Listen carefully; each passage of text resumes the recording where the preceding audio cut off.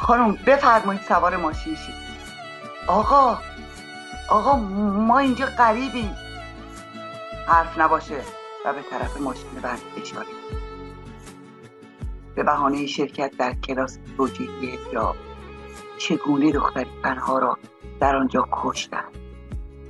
نمی شود گفت یک بار و یا تصادفی بوده، زیرا شاهد فیلم های بسیاری هستیم که گویا این گونه آموزش می‌دهند. از پشت گیسوان دختر را میگیرند و سر آنان را روی آسفالت و جدول پیاده رو میکوبند و یا با باتوم به سر آنها میکوبند. هدف سر است. مهسا دختر ایران پس از 3 روز در بیمارستان بر اثر شدت ضربات وارده بر سر رخت از جهان بربست و جاودانه شد.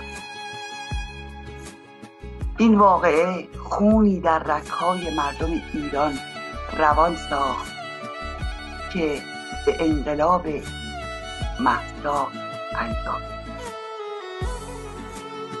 ضحاک به خیال خود مهسا را کشت، غافل از اینکه او را کشت و فوج مهساها و مردان بسیار دیگر از او روییدند و به خیابانها آمدند.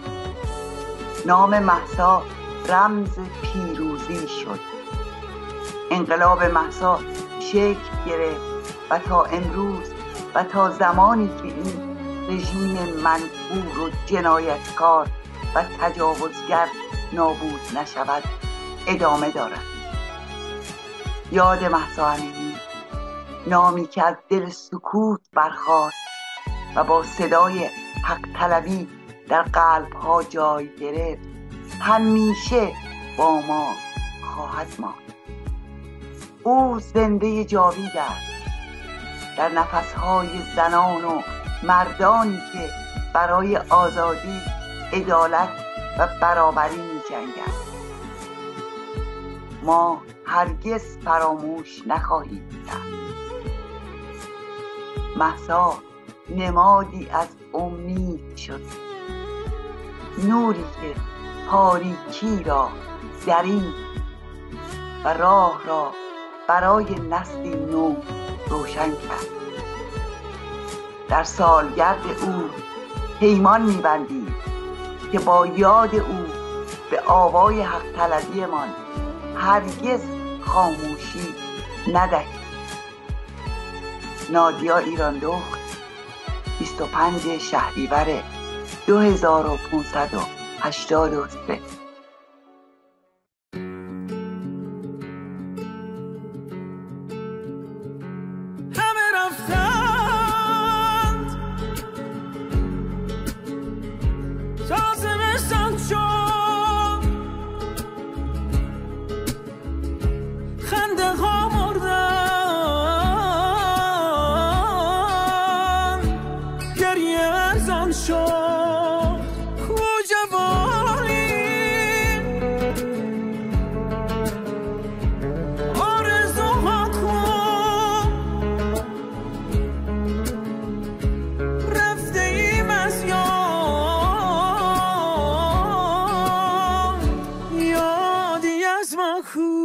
شاید این روز آخرم باشد، آخرین غمم باشد، عاشقانه ای